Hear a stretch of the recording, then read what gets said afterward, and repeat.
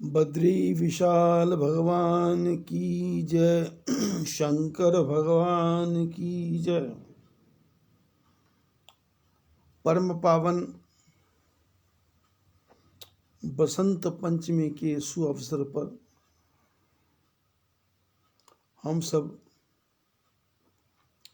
सरस्वती माँ का आवाहन करते हुए, उनके चरणों में प्रणाम करते हुए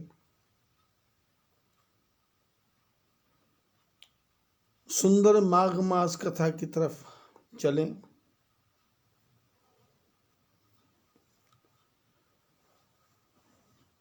कहूँ वेद इतिहास पुराना,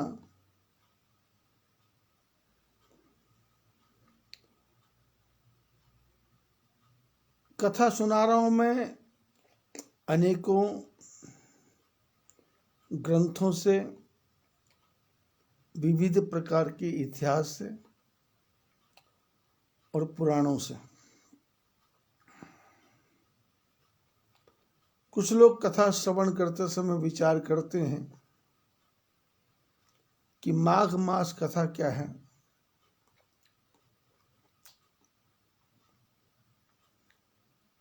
ऋषि मुनियों ने 12 महीने बनाए, 365 दिन,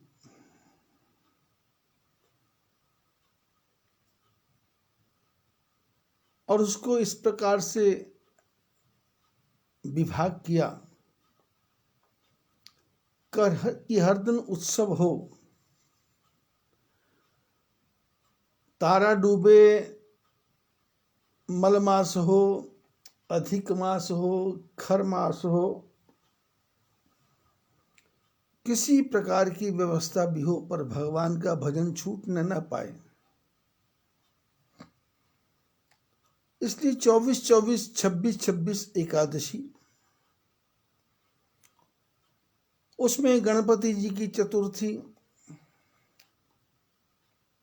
फिर प्रदोष का व्रत,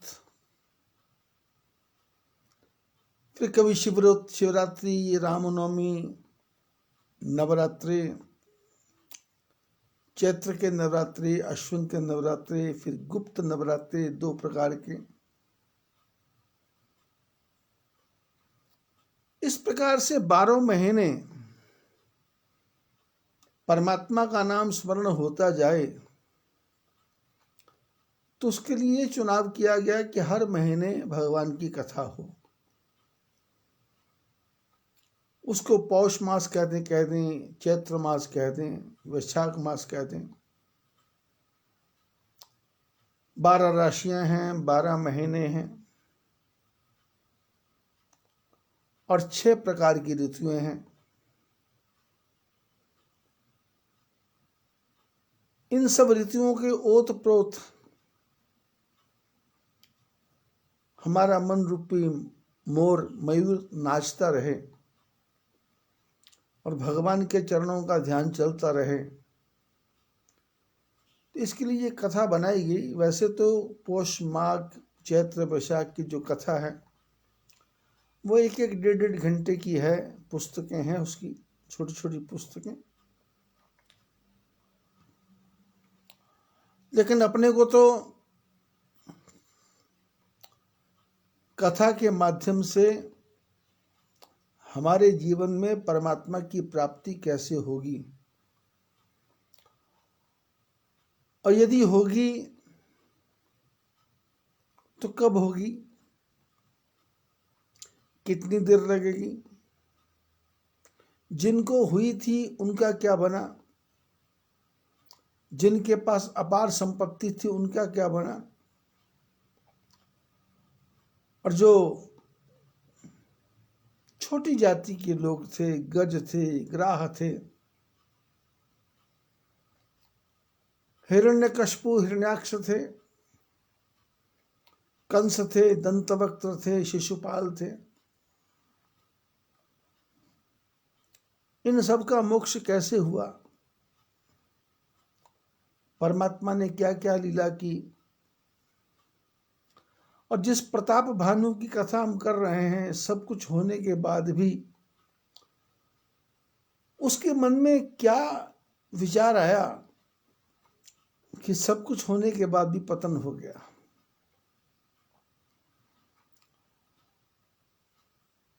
इन कथाओं के माध्यम से ये पता चलता है कि सृष्टि में हमारे पास सब कुछ हो जाए इतना ही काफी नहीं है। हमारे ऊपर परमात्मा की कृपा बनी रहे तभी हम इसका सदुपयोग कर सकते हैं, तभी हम ठीक ढंग से जीवन का आचरण कर सकते हैं। रसोई में आटा, दाल, चावल सब कुछ है, गैस भी है, लाइटर भी है, लेकिन भोजन बनाने वाले को पता ही नहीं है कि आटा कैसे गूंदना है, रोटी कैसी बनानी है, चावल कैसा पकाना है, पुलाव कैसा पकाना, उसको पता ही नहीं है। तो फिर क्या लाभ है? ऐसे परमात्मा ने हमको हमारे सामने ये पूरी सृष्टि सौंप दी कि तू इसमें निकल के अच्छे अच्छे काम कर सकता है। मैंने तेरे को बुद्धि दे दी, आंखें दे दी, दिमाग दे दिया, कान दे दिए, नाक दे दिया, मुंह दे दिया, सारा शरीर दे दिया। विचार करने की शक्ति दे दी, चिंतन करने के लिए चित्त दे दिया, मनन करने के लिए मन दे दिया, और अपने आप में स्थित होने के लिए अहंकार दे दिया। मन, बुद्धि, चित्त, अहंकार। मन से मनन करना, चित्त से चिंतन करना, बुद्धि से विचार करना, और अहं से अहम ब्रह्मास्मि इस सूत्र तक पहुंचना, ये चारों वस्तुएं दी थी। लेकिन हमने मन से भटकना शुरू कर दिया, चित्त से चिंता करना शुरू कर दी, और बुद्धि से बुरे बुरे विचार भरने शुरू कर दिए, और अहंकार से मेरा रूप सुंदर, मेरा धन बढ़िया, मेरा पैसा अच्छा, मेरा मकान अच्छा, इसमें उलझा दिया। करना था मनन, चिंतन, विचार, और साथ में अहंकार, मैंने अहम ब्रह्मास्मि, इस बात का अहंकार। सुतीक्ष्ण जी ने भगवान राम जी से मांगा कि मेरे जीवन में से अहंकार कभी खत्म ना हो। एक बार तो भगवान भी हैरान हो गए, लक्ष्मण भी हैरान हो गए, सीता माता हैरान हो गई कि हम सब तो दुनिया को बोलते अहंकार से दूर रहो, पर ये बेटा तो मांग रहा है अहंकार। राम जी ने कहा तुम बोल क्या रहे हो, कुछ सोच रहे हो क्या? बोले हाँ सोच रहा हूं, आपके सामने बैठा हूं, आप सामने हो तो मेरी सोच कभी गलत हो सकती है क्या? परमात्मा सामने है। भगवान ने सुतीक्ष्ण से कहा था वरदान मांग लो। मुनि कह मैं वर कबहु न जांचा, समुझ न परहि झूठ का साचा, तुम ही नीक लागे रघुराई, सो मोहि देहु दास सुखदाई। भगवान बोले सुतीक्ष्ण से वर मांग लो। सुतीक्ष्ण ने कहा मेरे को वर मांगना आता नहीं है, मेरे को कोई काम करना आता नहीं है, मैं निठल्ला हूं, मैं कामचोर हूं, दुनिया के ऊंच नीच का मेरे को पता ही नहीं है। गुरुजी शालिग्राम लेने भेजते हैं, मैं जामुन लेके आ जाता हूं, दिमाग में नहीं आता कि शालिग्राम में जामुन में भेंट है या नहीं, इसलिए मैं इस काम में फेल हूं। मुनि कह मैं वर कब हूं न जांचा, मैंने वरदान कभी मांगा ही नहीं, और इसका समय नहीं आया। सोचा था मन में कि गुरु महाराज को खुश करूंगा, गुरुजी आशीर्वाद देंगे, पर गुरुजी ने ये आशीर्वाद दिया कि आश्रम से निकाल दिया कि तू बेकार है, अब ये पत्थर के शालिग्राम से काम नहीं चलेगा, निकल जा आश्रम से और जा असली शालिग्राम ढूंढ, असली शालिग्राम ढूंढ। और आज असली शालिग्राम मेरे को मिल गए, और आप कहते हो वर मांग, तो मुनि कह मैं वर कबहू न जाचा, मैंने कभी वरदान मांगा ही नहीं, और समझ न परई झूठ का साचा, समझ नहीं पड़ रहा सच्चा क्या है झूठा क्या है। अपनी कथा में भी आ रहा है ना कि प्रताप भानु राजा नकली साधु के पास बैठा हुआ है और नकली साधु बोलता वर मांग। अब साधु तो नकली था पर राजा तो असली था, पर राजा ने भी ढोंग करके असली मंत्री नकली मंत्री बन गया। राजा भी नकली मंत्री, मैं प्रताप भानु का मंत्री हूं, नकली मंत्री। और सामने तो जो साधु बैठा है वो राजा, वो तो नकली साधु है।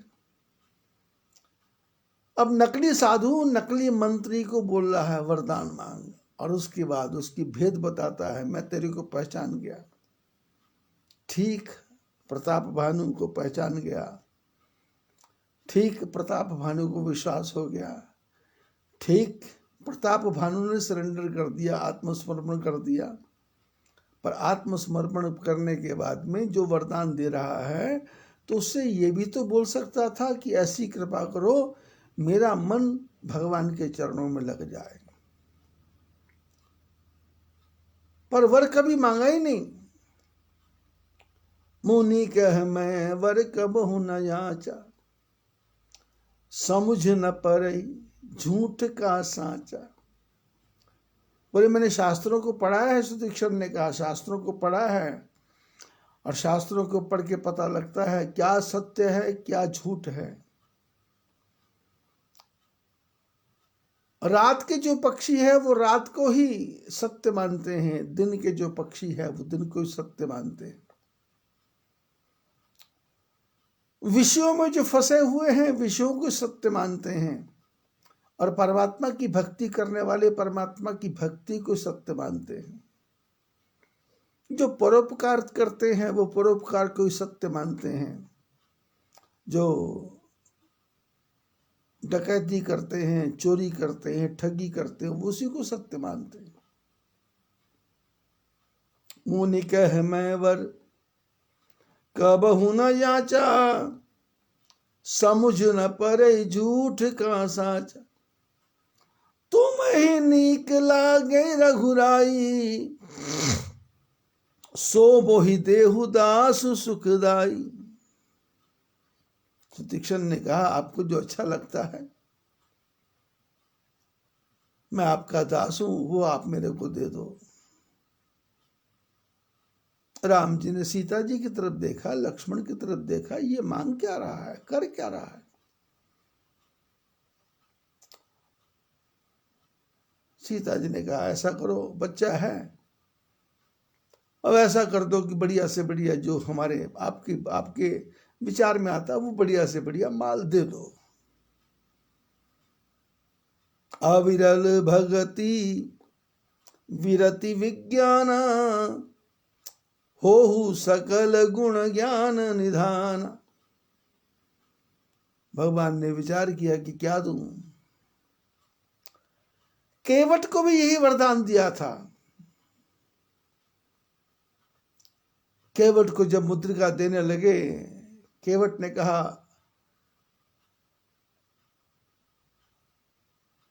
क्या आप मेरे को मुद्रिका दे रहे हो। केवट ने कहा मैंने काह न पावा, मिटे दोष दुख दारुण दावा, बहुत काल में कीन मजूरी, आज दीन विधि भली बनी पूरी, फिरती बार मोहि जो देवा, सो प्रसाद में सिर धरि लेवा। आप वापस में मेरे को जो देंगे वो दे लूंगा। और भगवान ने उसको अविरल भक्ति दे करके विदा किया केवट को।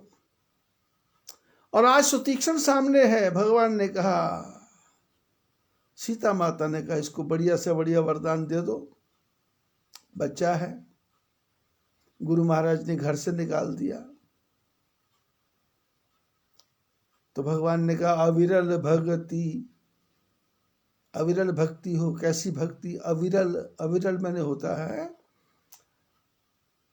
कि तुझ में मुझ में बस भेद नहीं, ऐसा ना तुझ में हो ना मुझ में हो, तू नहीं मैं नहीं,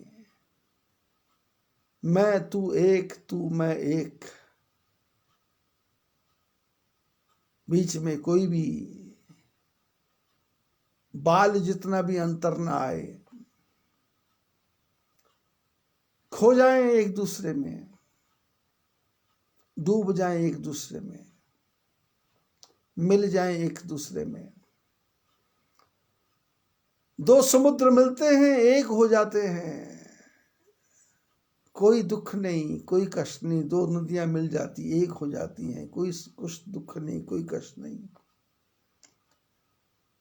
दो नदियां मिलके एक हो जाती हैं और आगे जाकर के कोई नदी एक दूसरे से पूछती नहीं कि मैं कहाँ और तू कहाँ। मैं समझता था कुछ पता तेरा नहीं, पर आन कर जब तू मिला तो अब पता मेरा नहीं। अविरल भक्ति, भगवान ने कहा अविरल भक्ति हो, पता ही नहीं चले कि सुतीक्ष्ण कौन है, राम कौन है।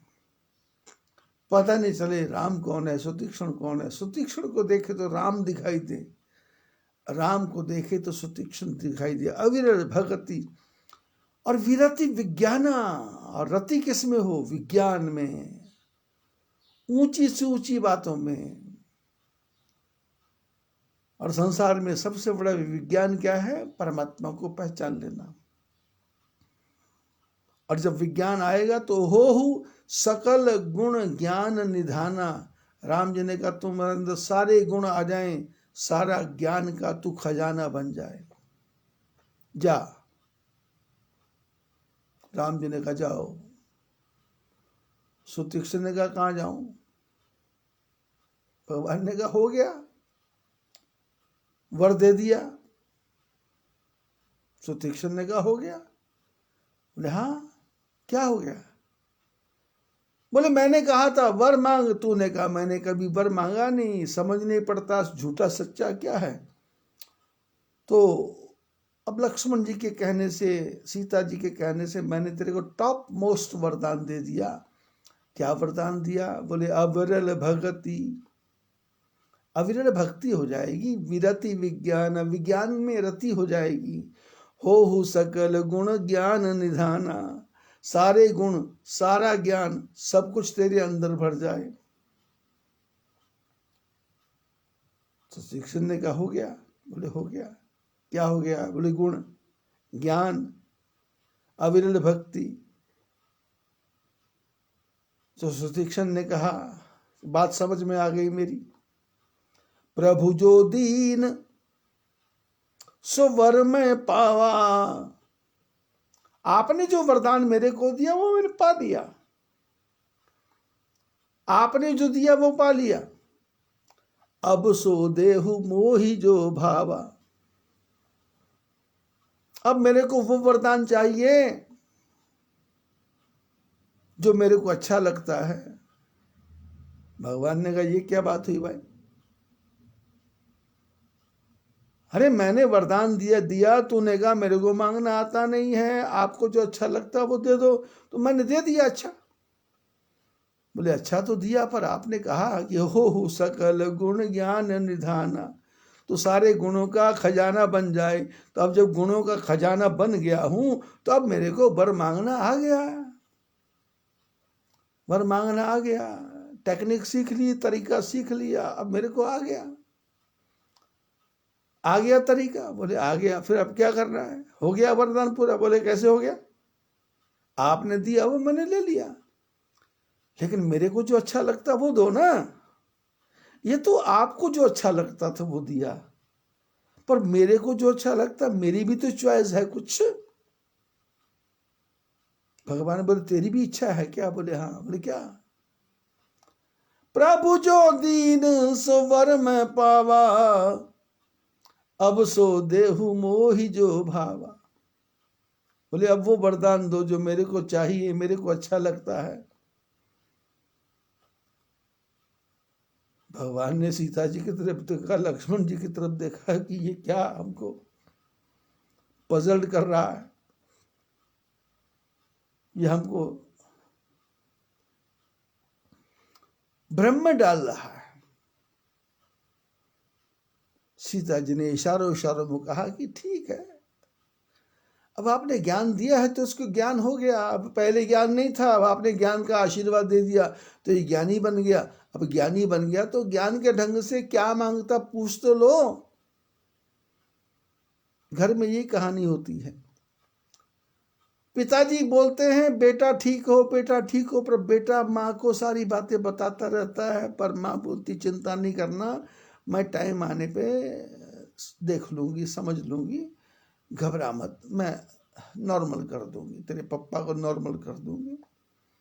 और फिर वो टाइम आने पे बिल्कुल सीधा कर देती बाप को। और जब बाप डांटता है तो बोलती डांटते रहोगे क्या, मारोगे क्या, इसको मार दोगे क्या, कभी इसकी भी सुना करो। तो वही सीता माता जी ने राम जी को कहा पूछ तो लो क्या मांग रहा। राम जी ने कहा बोलो क्या चाहिए तेरे को।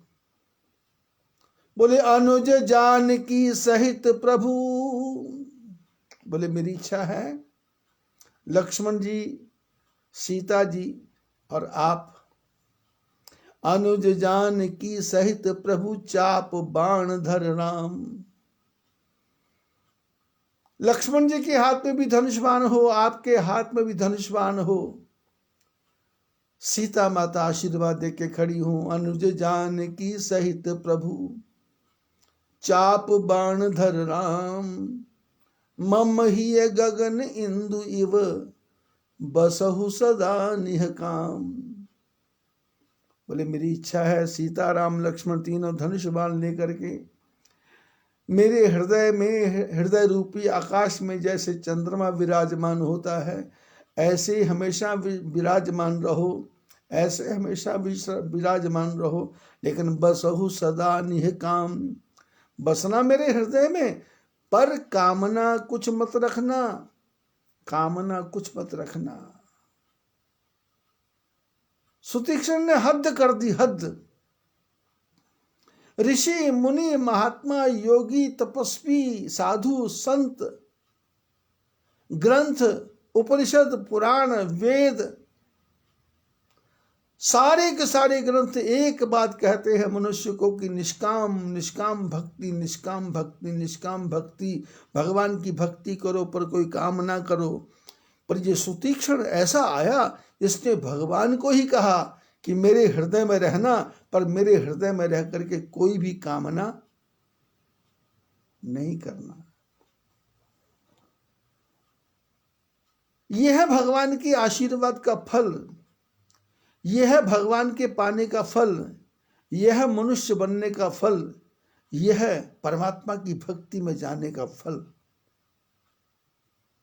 भगवान मिले तो मकान दे दो, दुकान दे दो, बच्चा दे दो, पड़ोसी दे दो, पत्नी दे दो, अच्छे साथी दे दो, अरे कुछ नहीं चाहिए। मनमोहन मूरत है तेरी, बस परमात्मा की मूर्ति हृदय में, कन्हैया कन्हैया पुकारा करेंगे, लताओं में ब्रज की गुजारा करेंगे। कभी तो मिलेंगे वो बांके बिहारी, कभी तो मिलेंगे वो बांके बिहारी, चरण रजम उनकी पखारा करेंगे, कन्हैया कन्हैया पुकारा करेंगे, लताओं में ब्रज की गुजारा करेंगे। अनुज जानकी सहित प्रभु चाप बाण धर राम, मम ही गगन इंदु इव बसहु सदा निष्काम होके। और सुतीक्षण ने कहा कि प्रभु मेरे जीवन में से अहंकार नहीं मिटना चाहिए, अहंकार नहीं मिटना चाहिए।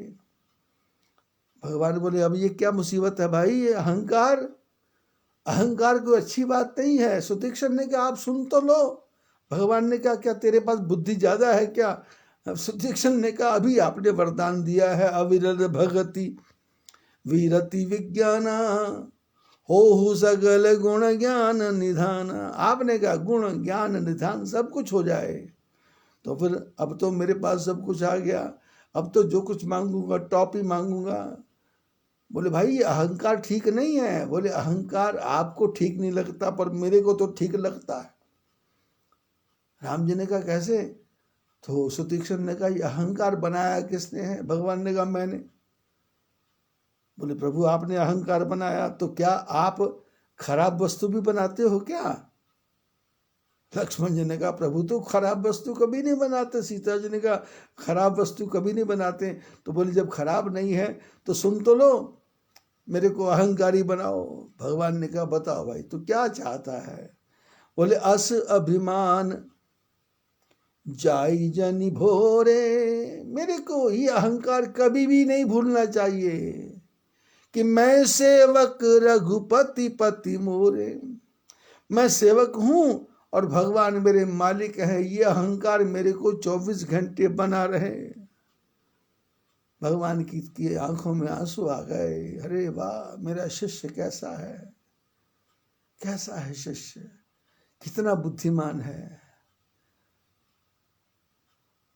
सुदीक्षण ने कहा ये बुद्धि भी तो आपने दी है। मन से मनन करना है, चित्त से चिंतन करना है, बुद्धि से विवेक करना है, विचार करना है, और अहंकार से अयम आत्मा ब्रह्म अहम ब्रह्मस्मि तत्त्वमसि, जो वो है वो मैं हूं, जो वह मैं हूं वो है, बस कोई भेद ही नहीं है। बूंद समानी समुद्र में, समुद्र में बूंद समा गई, खत्म, कहानी खत्म हो गई। ये वरदान। और यहां जंगल में जो मुनि है वो कपट मुनि है, राजा भाग के आया है, कपट मुनि बना है।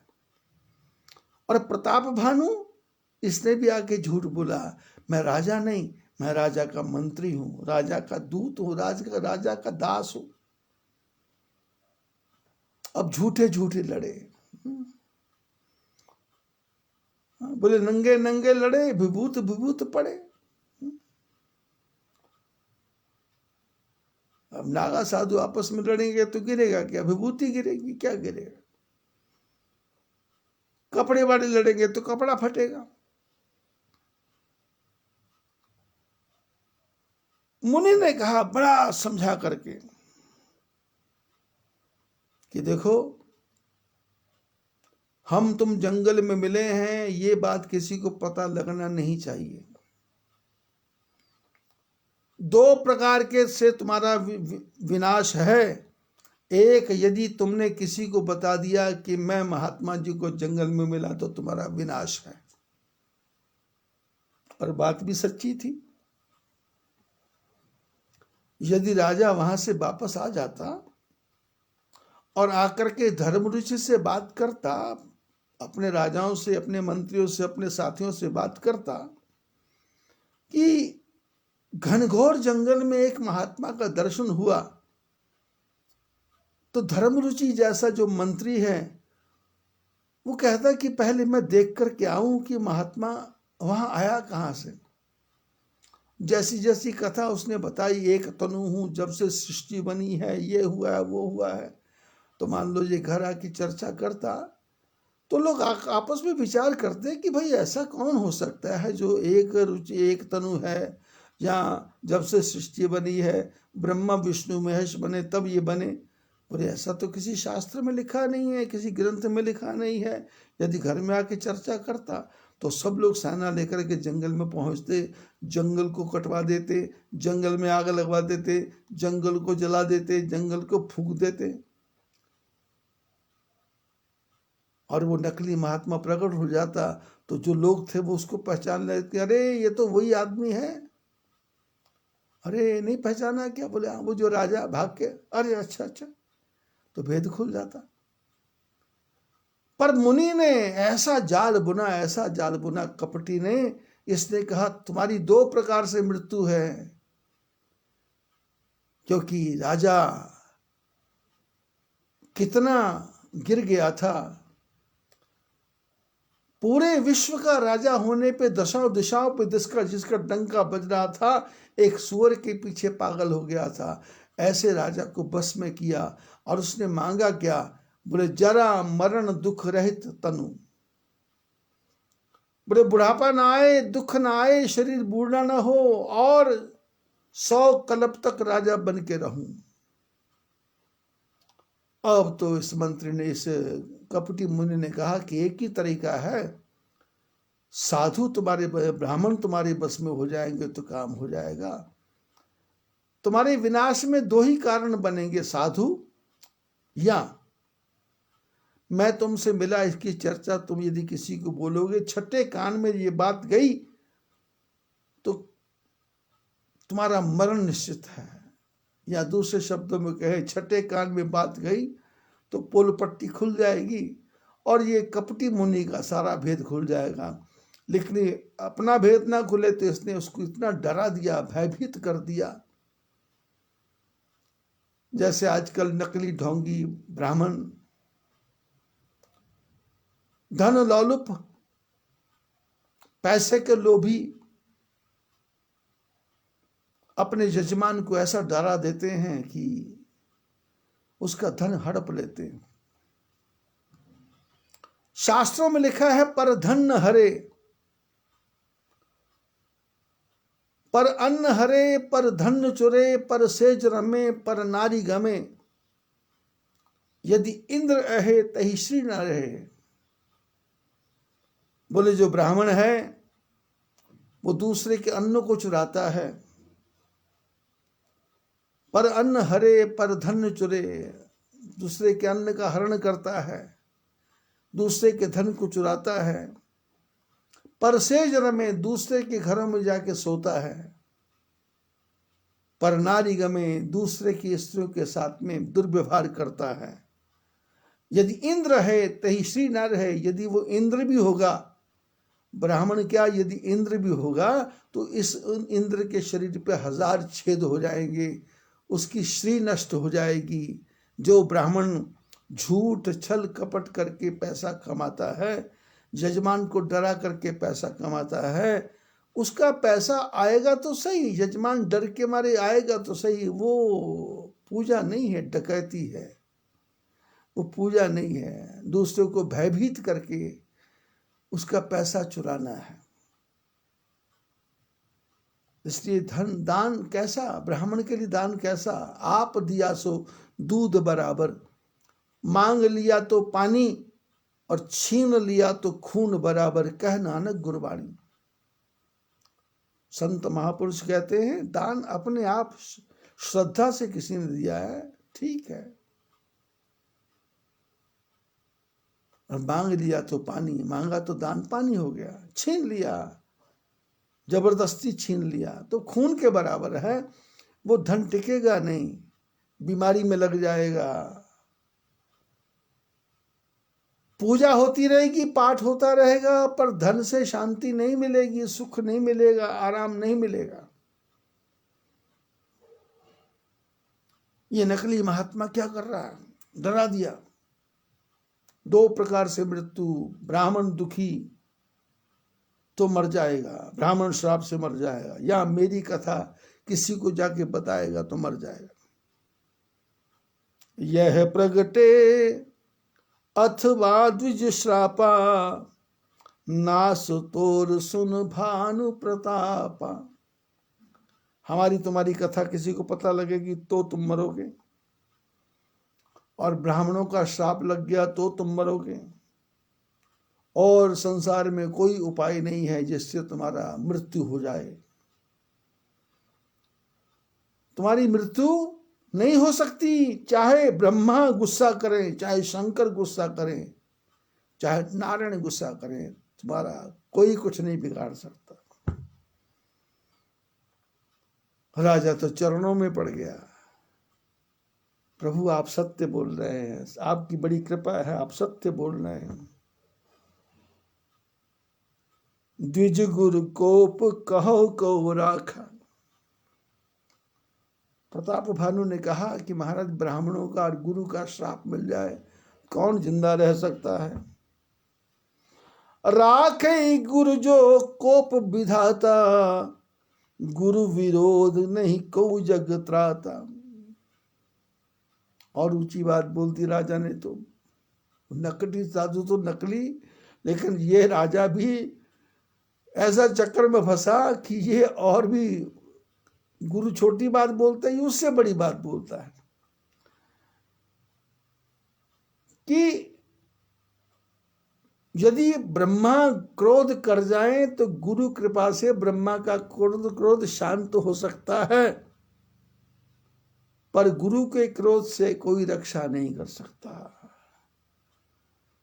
जो न चलब हम कहे तुम्हारे, राजा ने कहा महाराज यदि हम आपके कहने से नहीं चलेंगे तो मेरे को समझ आ गया मेरा विनाश होने वाला है, मेरा विनाश होने वाला है। और बस मेरे को एक ही डर लगता है कि ब्राह्मणों का श्राप घनघोर है,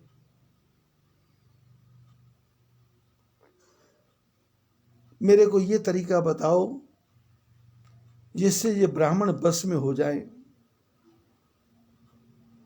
और महात्मा जी आपको छोड़ करके मेरा कल्याण कौन कर सकता है, आप मेरे पे कृपा कर दो, आप मेरे पे कृपा कर दो। संसार में ढोंगी लोगों के चक्कर में फंसने के लिए क्या क्या लोग करते हैं, बच्चे की बलि दे देते हैं, पत्नी की बलि दे देते हैं, पूरे का पूरा खानदान नष्ट हो जाता है बातों में आकर के, गड़ा हुआ खजाना निकालने के लिए, लॉटरी लगने के लिए, पैसा लगने के लिए, छप्पर फाड़ के पैसा आ जाए उसके लिए अनेकों अनेकों उपाय कर। अब इस ढोंगी महात्मा ने जब देखा कि राजा बस में हो गया तो बोले देखो भाई एक तरीका है, लेकिन वो तरीका बहुत कठिन है।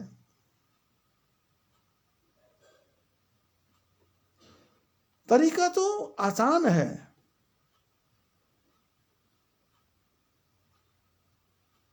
देखने के लिए कठिन है पर मेरे लिए आसान है, लेकिन थोड़ी सी उसमें कठिनाई है। और वो सारा तरीका मेरे को पता है और किसी को पता नहीं है।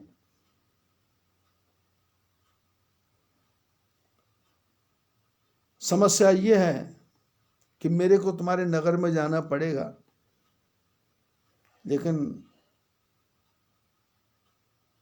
परेशानी ये है कि आज तक मैं किसी के नगर में गया ही नहीं, आज तक मैं किसी के गांव में नहीं गया, किसी के घर में नहीं गया।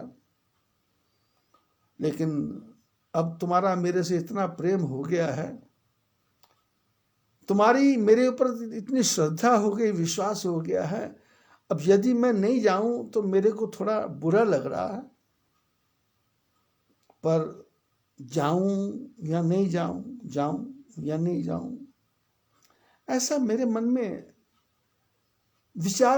कुविचार आ रहे हैं, असमंजस हो रहा है, दुचित्ती हो रही, दो चित्त दो प्रकार का हो रहा है कि करूं या ना करूं।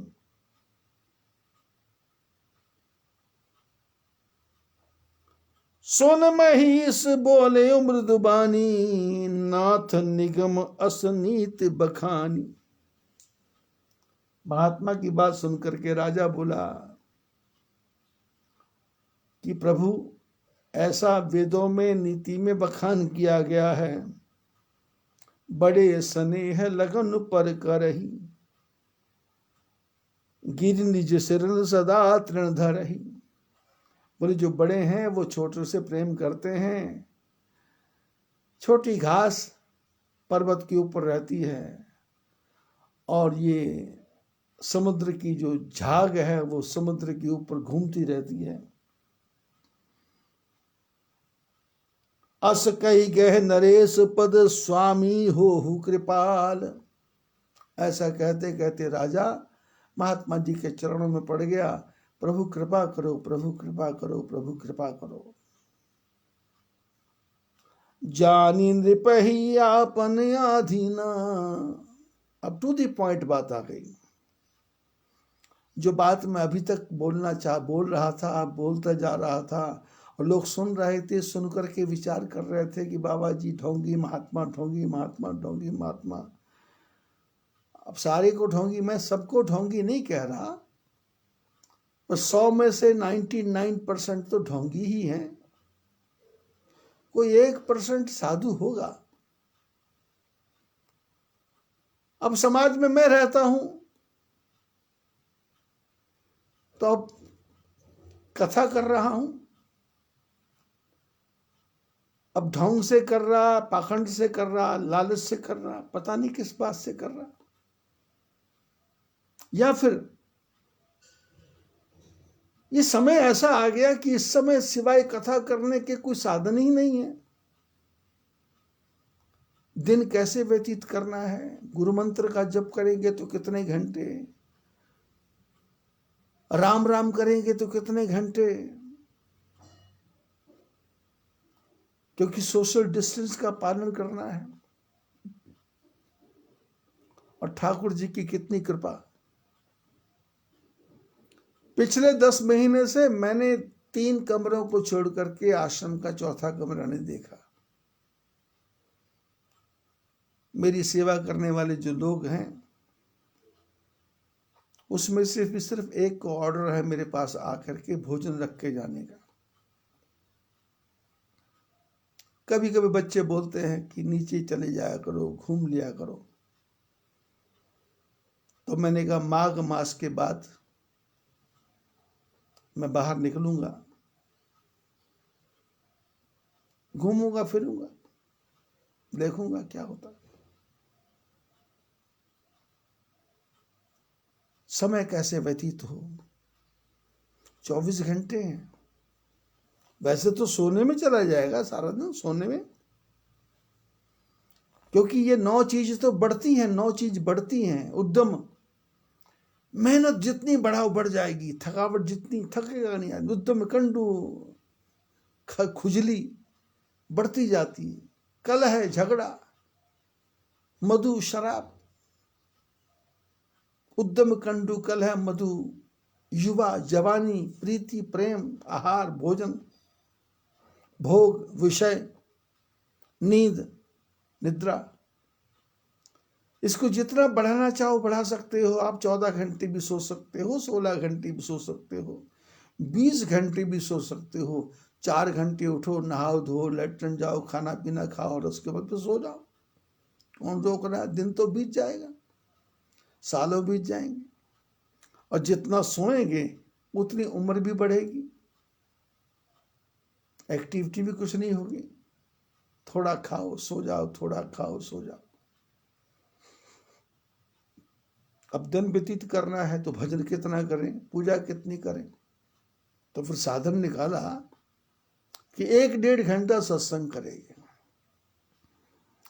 सत्संग जब करते हैं तो क्या होता है, एनर्जी, शरीर की जो ऊर्जा है वो खत्म होती है। बोलने से शरीर की शक्ति खत्म होती है, क्योंकि जब बोलते हैं तो नाभि से स्वर निकलता है और फिर बोला जाता है, पूरी ताकत लगती है। और एक बार बोलने का मतलब है 1 घंटा, 1.5 घंटा बोलने का मतलब है आपने 4 घंटे मजदूरी का काम कर लिया और 1.5 घंटा कथा कर ली। थकावट आपको पूरी हो जाएगी।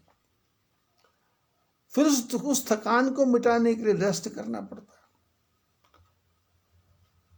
आपने देखा, कथा सुन रहे हो आप पिछले 10 महीने से,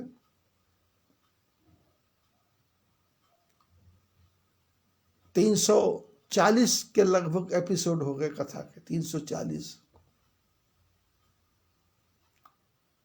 12 महीने में 365 दिन, 340 एपिसोड हो गए। अब 340 एपिसोड में प्रयत्न यह है कि जो कथा एक बार हो गई, यदि वो कथा दोबारा होगी तो उसका ढंग, रंग, उसका कलेवर, उसके कपड़े, उसका सब कुछ अलग ढंग से होगा।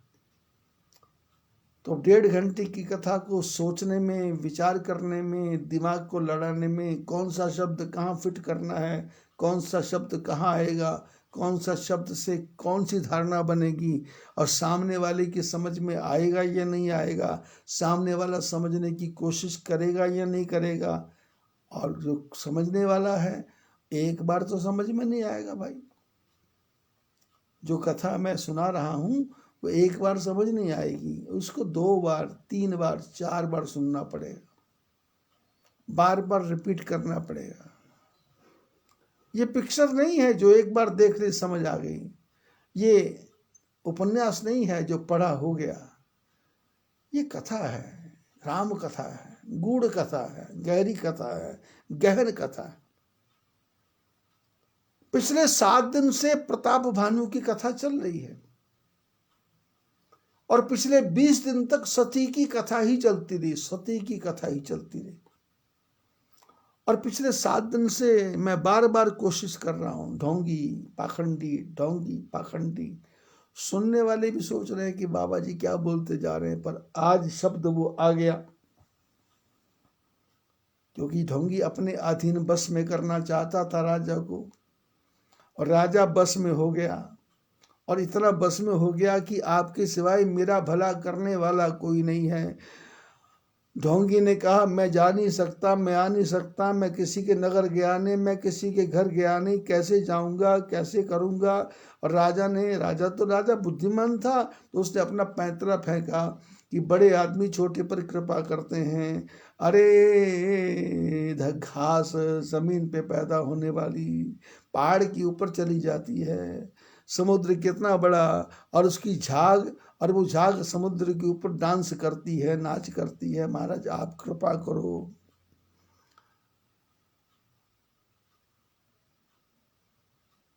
अस कही गहे नरेश पद स्वामी होहु कृपाल,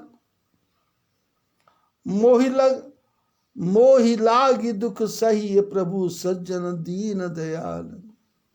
राजा चरणों में गिर गया, महाराज मेरे ऊपर कृपा करो, ऐसी कृपा बुढ़ापा ना आए, कोई दुख ना सताए, यम दर्श ना दिखाए, और उसके बाद 100 कल्प तक राज होता रहे।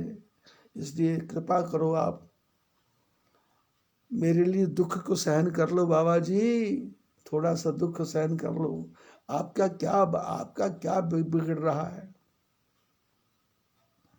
हमारे भी जो शिष्य है ना, वो जब जब मुसीबत आती है तो फोन करते हैं,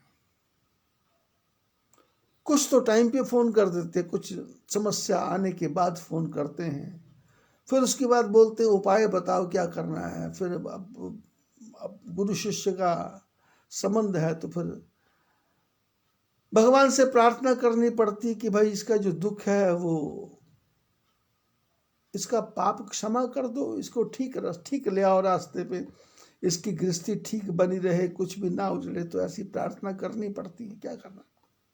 और उसका परिणाम क्या होता है कि शिष्यों के पाप हमारे पास आते हैं और हमको कोई ना कोई रोग, कोई ना कोई दुख, कोई ना कोई कष्ट सताता है, आ जाता है, जीवन में कष्ट आ जाता है। अब मैं अपने परिवार की तरफ देखता हूं तो मेरे परिवार में कोई, ये रोग जो मेरे को लगे हैं उनमें से किसी को रोग नहीं था, डीएनए में कोई रोग नहीं था। अस्थमा मेरे को हो गया,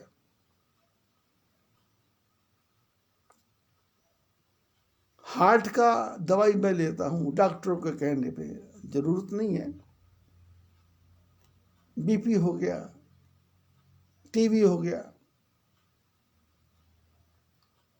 प्रोस्टेट ग्लैंड का ऑपरेशन हो गया, बवासीर का ऑपरेशन हो गया, टॉन्सिल्स का ऑपरेशन हो गया, दोनों आंखों का ऑपरेशन हो गया। बस अब तो एक ही ऑपरेशन बाकी है, मरने का ऑपरेशन। वो तो अभी मुश्किल है, देर है। लेकिन ये बीमारियां आई कहाँ से? ये शिष्यों की कृपा है, शिष्यों की दया है, जो 100, 200, 500, 1000 रुपये देते हैं और उसके बाद में रोग मेरे अर्पण कर देते हैं। तेरा तुझको अर्पण क्या लागे मेरा भोगो। वही प्रताप भानु कह रहा है, मोहि लागी दुख सहिए प्रभु सज्जन दीन दे। आप महात्मा सज्जन हो, दीन दयालु हो, मेरे दुख सहन कर लो।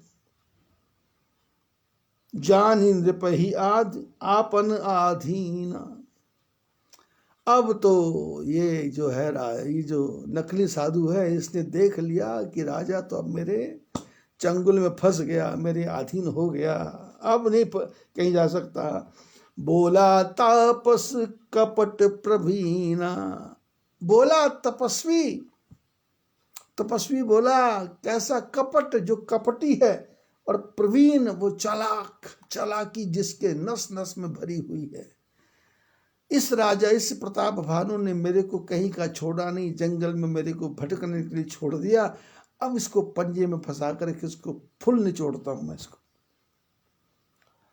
सत्य कहूं प्रभुपति सुन तो ही, जग नाहिन दुर्लभ कछु मोही। अब तो इस कपटी मुनि ने और भी पासा फेंक दिया। बोले बेटे, राजा बेटे, मैं तेरे को सत्य कह रहा हूं, इस संसार में मेरे लिए कुछ भी दुर्लभ नहीं है। मैं आकाश को धरती पर उतार सकता हूं, धरती को आकाश बना सकता हूं, सूर्य चांद सितारों को अपने बस में कर सकता हूं। मेरे लिए कुछ भी असंभव नहीं है, कुछ भी असंभव नहीं। अवश्य काज में करी हूं तोरा, मन तन वचन भगत तय मोरा। बोले बेटे, तेरा काम मैं जरूर करूंगा, चाहे मेरे को कुछ भी कुर्बानी करनी पड़े, क्योंकि मैंने देख लिया है तू मन तन शरीर से मेरा भक्त है। तन मन वचन भगत तय, धन की बात नहीं की महात्मा ने, तन मन वचन भगत तय मोरा। तू तन से, मन से, वचन से मेरा भक्त है, धन की कोई चर्चा ही नहीं है। योग युगति तप मंत्र प्रभाव, फल ही तबे जब करिए दुराऊ। राजन, इन चीजों में छुपाव रखना चाहिए, इन चीजों को किसी को बताना नहीं चाहिए, इन चीजों को गुप्त ढंग से करना चाहिए। कौन सी चीज? योग करना है तो किसी को बताना नहीं, युक्ति टेक्निक का यूज करना है तो किसी को बताना नहीं।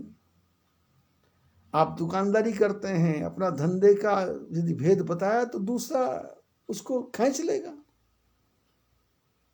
आपको कोई तरीका आता है, टेक्निक आती है, आप दूसरे को बता देंगे, वो दूसरा शुरू करेगा, आपका काम कैसे चलेगा?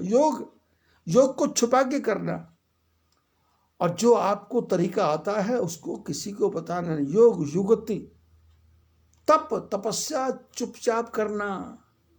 ये नहीं कि बीचे गांव में जाकर के 5 अग्नि लगा दी, उसमें सिर पे आग रख ली और दुनिया को बता दिया मैं तपस्या कर रहा हूं। शहर में जाकर के 100 घड़े से ठंडे में पानी पीना, फिर लोगों को पानी से नहाना, फिर लोगों को इकट्ठा करना कि मैं ठंडे पानी से नहाता हूं। मैंने देखा बचपन में महात्मा लोग ठंडे पानी से नहाते हैं शहरों में जाकर के। तो वो कैसे क्या करते थे? अफीम का गोला खा लेते थे, अफीम का गोला खा करके और फिर ठंडे पानी से नहाते थे। अब गोले से वो शरीर में गर्मी चढ़ती है तो ठंडे पानी से वो धीरे धीरे निपट जाता है, और लोग दुनिया जय जयकार करती ठंडे पानी से बाबा जी नहा रहे हैं। जो तपस्वी है वो जंगल में जाके तपस्या करता है, शहरों में नहीं। आग जला के दिखाना, भूमि में समाधि लगाना। एक वो पायलट बाबा हुआ, पायलट बाबा है एक पायलट बाबा, आज से 35 साल पहले पटना के गांधीनगर में हम लोग गए थे समाधि लगाने उसकी जमीन के अंदर। तो एक अलग से रास्ता निकाल रखा था, उसमें से बाहर आ जाता था, छुप जाता था और हमारे को बोलता था प्रचार करो। तो 7 दिन बाद खड्डा खोदते तो उसमें से निकल आता था, जय जयकार होती थी। उसी तपस्या से, उसी ढोंगी पने से वो पता नहीं कहाँ से कहाँ पहुँच गया। अब वो पता नहीं कहाँ कहाँ के महात्मा ला के रखता है, और अखाड़े वाले ने उसको महामंडलेश्वर भी बना दिया। पता नहीं क्या क्या बनता रहता है। योग युगति तप तपस्या, ये बताने से नहीं होगी, गुप्त रूप से होती। मंत्र कितना मंत्र जपा है ये किसी को बताना नहीं, इतना मंत्र जपा है, और किसी के लिए नहीं जप रहे, अपने लिए जप रहे हैं इसलिए मंत्र। इनका प्रभाव तब तक रहेगा जब तक इसको छुपा के रखोगे, और फल ही तब ही जब करे ही दुराऊ, ये तभी फल देते हैं जब इसको छुपा करके करेंगे। किसी को बताना नहीं, किसी को समझाना नहीं, मैं इतनी तपस्या कर रहा, मेरे को ये युक्ति आती, मेरे को ये तरीका आता है, मेरे को ये साधन आता है। जो नरेश मैं करऊं रसोई, तुम पर सहो मोहि जान न कोई। बोले तरीका अब ये है,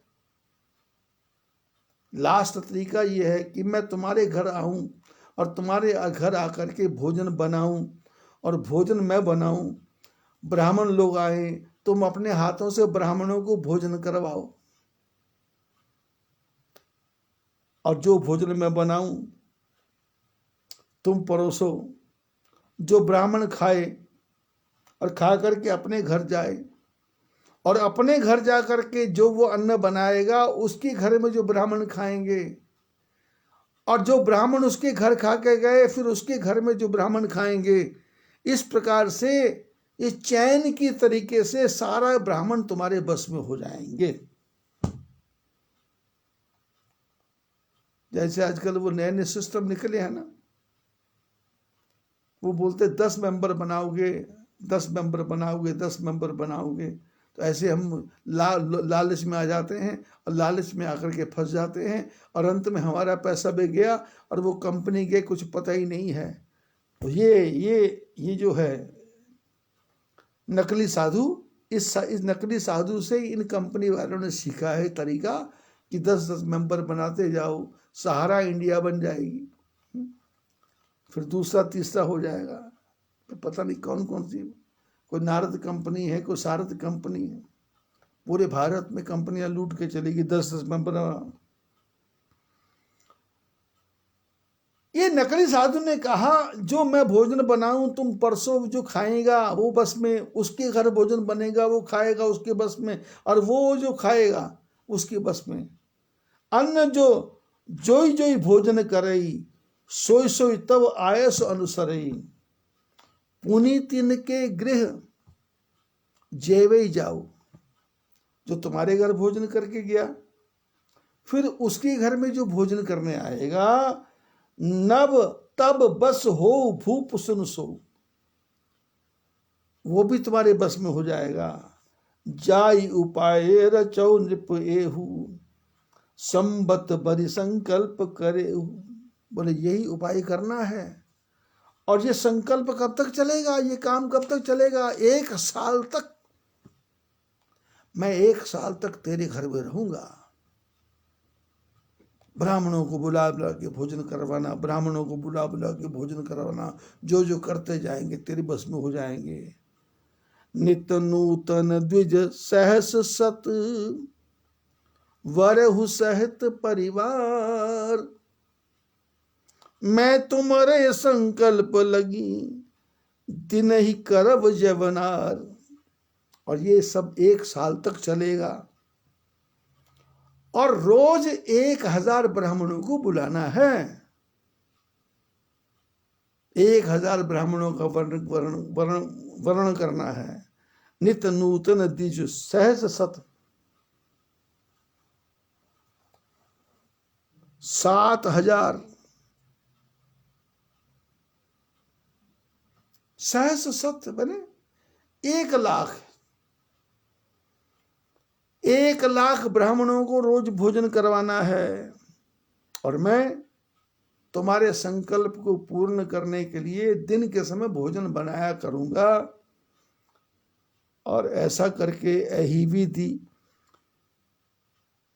दी भूप कष्ट अति थोरे, होई है संकल्प होई है सकल विप्र बस तोरे।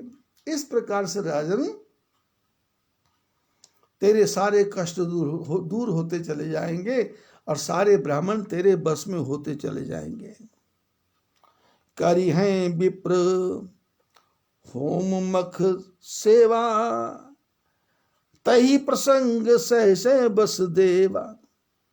और ब्राह्मण लोग आएंगे तुम्हारे घर में, हवन करेंगे, पूजा करेंगे, पाठ करेंगे, और ऐसा काम करते करते सारे ब्राह्मण देवता तुम्हारे बस में हो जाएंगे।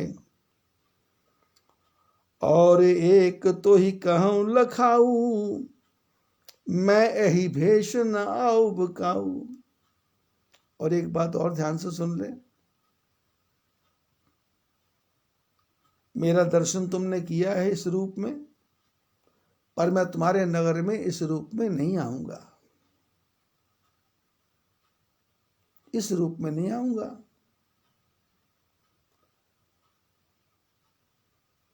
मैं तुम्हारे उपरोहित के रूप में आऊंगा। तुम्हारा जो रसोईया है, तुम्हारा जो खाना बनाने वाला, भोजन बनाने वाला है, उसके रूप में आऊंगा। तुम रे उपरोहित कहुराया, हरि आनब मैं करी निज माया। मैं अपने शक्ति से तेरे उपरोहित को तेरे घर से चुरा के ले आऊंगा, और तेरे पुरोहित का भेष बना करके मैं तेरे महल में आऊंगा।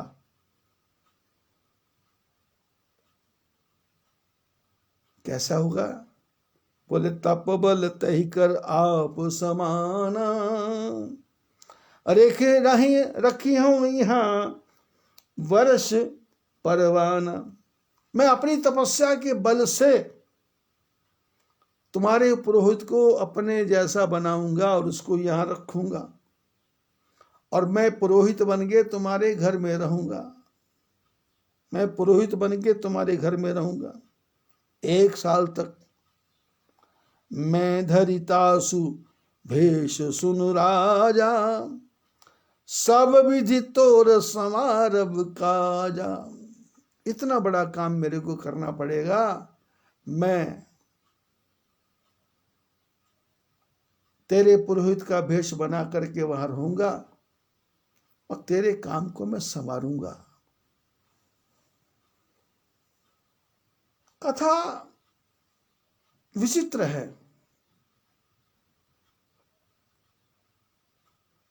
राजा की व्यथा समझो या इस ढोंगी महात्मा की व्यथा समझो, या होनी प्रबल समझो, या भगवान की माया समझो, कुछ भी समझ नहीं आता। जितनी गहराई में डूबते चले जाओ, उतनी गहराई में एक आनंद आता है कि प्रभु ऐसा भी करते हैं क्या, प्रभु ऐसा भी कर सकते हैं क्या, प्रभु ऐसा भी करेंगे क्या। और हमारे परमपिता परमात्मा क्या कर सकते हैं, क्या नहीं कर सकते, ये किसी को पता नहीं आज तक। भगवान हमारे पर कृपा करें, आप पर कृपा करें, हम कभी ऐसे ढोंगी महात्माओं के चक्कर में ना पड़े। सत्संग सुने, आनंद लें। हमारे इस उत्तराखंड में चमोली जिला में थोड़ा सा दुर्घटना हो गई है। अब चमोली जिले का नाम आता है तो लोग बार बार पूछते हैं मेरे से कि आपके आश्रम में तो कुछ नहीं हुआ। हमारे आश्रम में तो क्या होना है, ठाकुर जी की कृपा है। अपने आश्रम में सत्संग चल रहा, भजन चल रहा,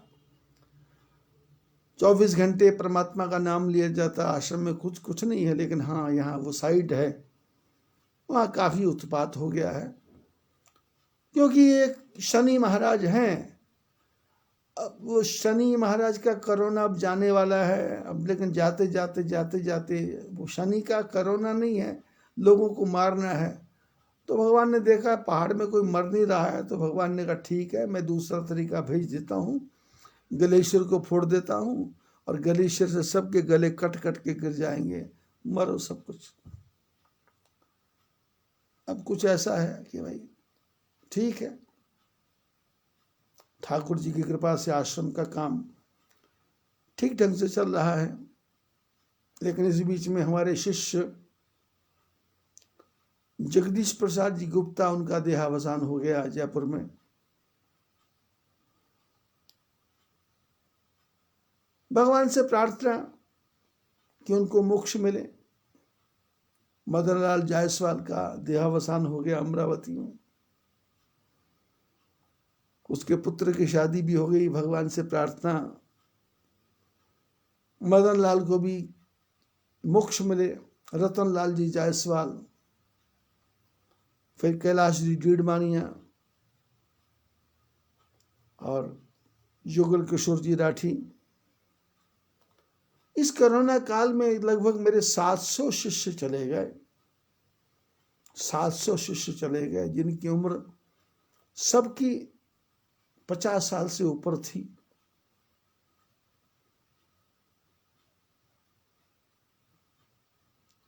वो लोग दुखी होते हैं, बोलते हैं भाई क्या करना है, तो मैं बोलता हूं भाई करना क्या है,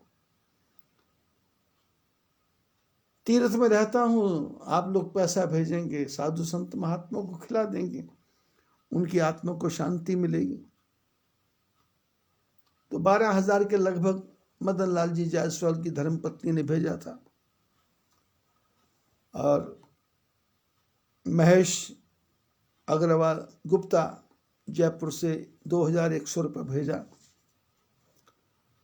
ऐसे बॉम्बे से हमारे गिरीश जी हैं, उन्होंने भी लगभग 5,000 रुपये भेजा। इस प्रकार से इस महीने में लगभग 66,000 रुपये आया है।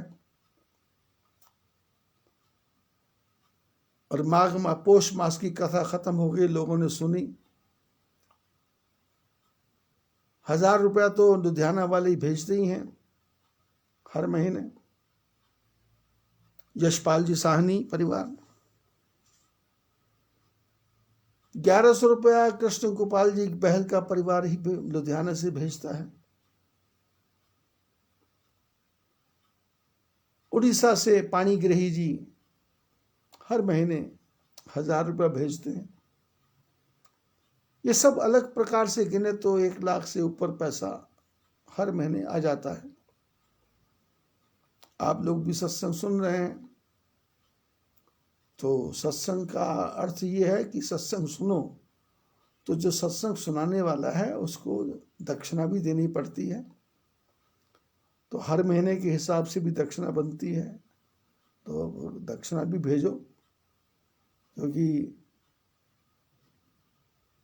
अब आगे भी राम मंदिर का निर्माण का हुआ तो 11,000 रुपये हमने उसमें राम मंदिर निर्माण में भी दे दिया। वो भी आप लोगों की तरफ से आया था, तो हमने वहां भेंट कर दिया 11,000। बाकी साधु संत महात्मा पैदल आते रहते हैं। अब 2 महीने बाद में यात्रा भी शुरू होगी, तो फिर राशन वाशन की भी व्यवस्था करनी पड़ेगी। वैसे तो हमारे पारश्री हॉस्पिटल 36,500 देते हैं, रामगिरी होटल 36,500 देते हैं, पंकज आयल मिल 36,500 देते हैं, और प्रेमानंद बेकरी 36,500 देते हैं। और भी सबका नाम कहाँ से याद रखूं मैं। सुरेखा दुर्गा आयल मिल 1 लाख रुपए देते हैं हर साल। फिर हमारे जुगल किशोर जी राठी परिवार 14,000 रुपये वो भेजेंगे।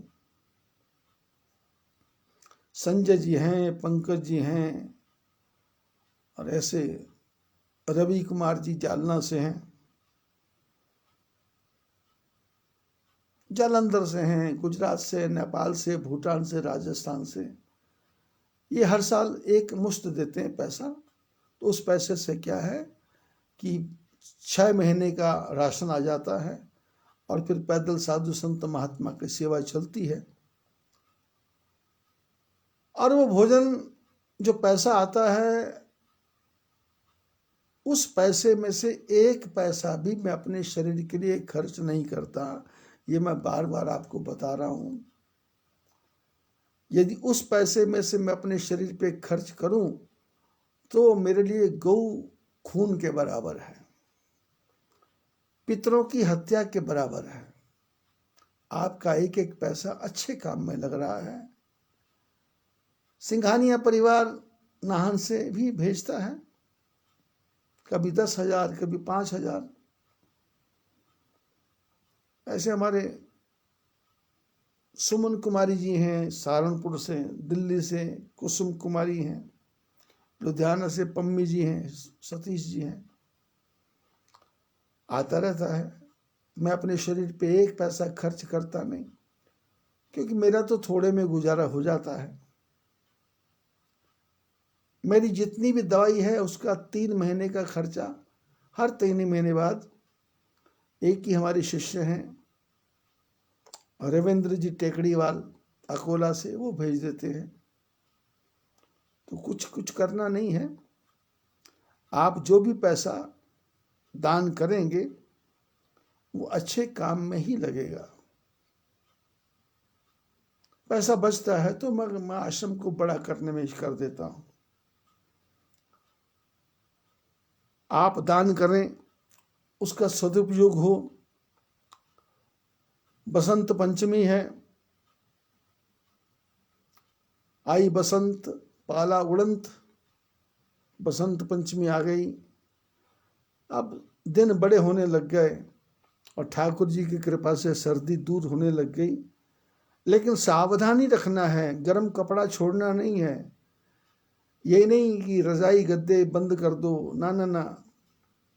ये सर्दी घूम घूम के आएगी और बीमारी फिर पकड़ेगी। सर्दी घूम घूम के आएगी, बीमारी फिर पकड़ेगी। इसलिए सावधानी से रहो। स्वेटर को मत उतारो, चाहे जितनी भी गर्मी लगे। ये नहीं कि धूप में बैठे तो स्वेटर वगैरह खोल के बैठ गए। अरे स्वेटर खोल के बैठोगे, धूप लगेगी, शरीर में गर्मी आएगी, ठंडी हवा आएगी तो आपकी छाती को पकड़ लेगी, जकड़ लेगी, रोग हो जाएगा, खांसी हो जाएगी, जुकाम हो जाएगा। और स्नान भी करना है तो गर्म पानी में कमरा बंद करके करो। अपने शरीर का ध्यान रखो। वैसे तो मैं परमात्मा से प्रार्थना कर ही रहा हूं कि कष्ट ना हो, पर सावधानी हटी, दुर्घटना घटी।